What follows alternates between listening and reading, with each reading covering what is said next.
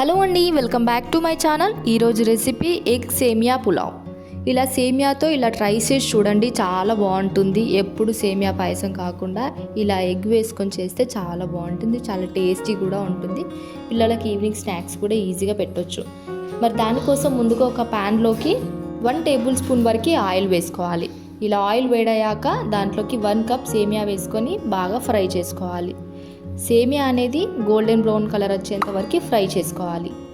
ఇలా ఫ్రై చేసుకున్న తర్వాత వాటిని తీసుకొని పక్కన పెట్టాలి. ఇప్పుడు మనం ఏ కప్తోనైతే సేమియాని తీసుకున్నామో అదే కప్తో 2-3 కప్పుల వరకు వాటర్ని తీసుకోవాలి.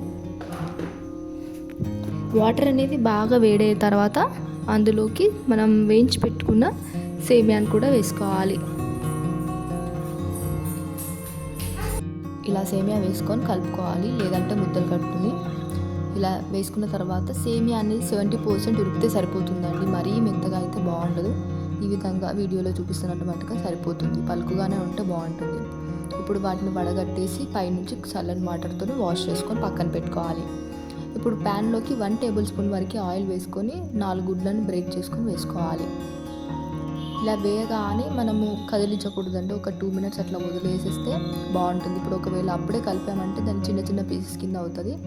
ఇప్పుడు దానిపై నుంచి కొంచెం కారం, కొంచెం ఉప్పు వేసుకొని కలుపుకుంటే సరిపోతుంది. చూసారు కదా, పీసెస్ అనేవి కొంచెం పెద్ద సైజులో వచ్చాయి.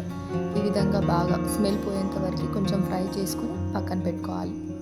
ఇప్పుడు అదే ప్యాన్లోకి 1 టేబుల్ స్పూన్ వరకు ఆయిల్ వేసుకొని కట్ చేసి పెట్టుకున్న అల్లం వెల్లుల్లి, అలాగే సన్నగా తరిగి పెట్టుకున్న పచ్చిమిర్చి అండ్ ఆనియన్స్ కూడా వేసుకోవాలి.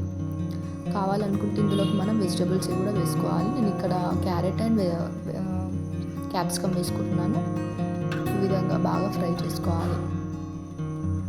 ఇప్పుడు దీంట్లోకి మనం పక్కన తీసి పెట్టుకున్న సేమియాని కూడా వేసుకొని కొంచెం సాల్ట్ వేసుకొని కలుపుకోవాలి. సేమియా అనేది ఆయిల్లో కొంచెం ఫ్రై అవ్వాలండి, అప్పుడైతే కానీ బాగుంటుంది. ఈ విధంగా సేమియాలో కలుపుకున్న తర్వాత ఇప్పుడు మనం ఫ్రై చేసి పెట్టుకున్న ఎగ్గును కూడా వేసుకొని బాగా కలుపుకోవాలి. ఇక్కడ మీకు ఇష్టమైన వారైతే పెప్పర్ కూడా వేసుకుంటారు, కానీ నేను ఇక్కడ కొంచెం కారం పొడి వేసుకుంటున్నానండి. ఇలా కారం పొడి వేసుకున్న తర్వాత దానిపై నుంచి కొంచెం కొత్తిమీరని గార్నిష్ చేసుకొని, అలాగే లెమన్ జ్యూస్ని కూడా వేసుకొని కలుపుకొని వేడివేడిగా సర్వ్ చేసుకొని తింటే చాలా బాగుంటుందండి. అంతేనండి, ఎంతో సింపుల్ ఎగ్ సేమియా పులావ్ రెడీ.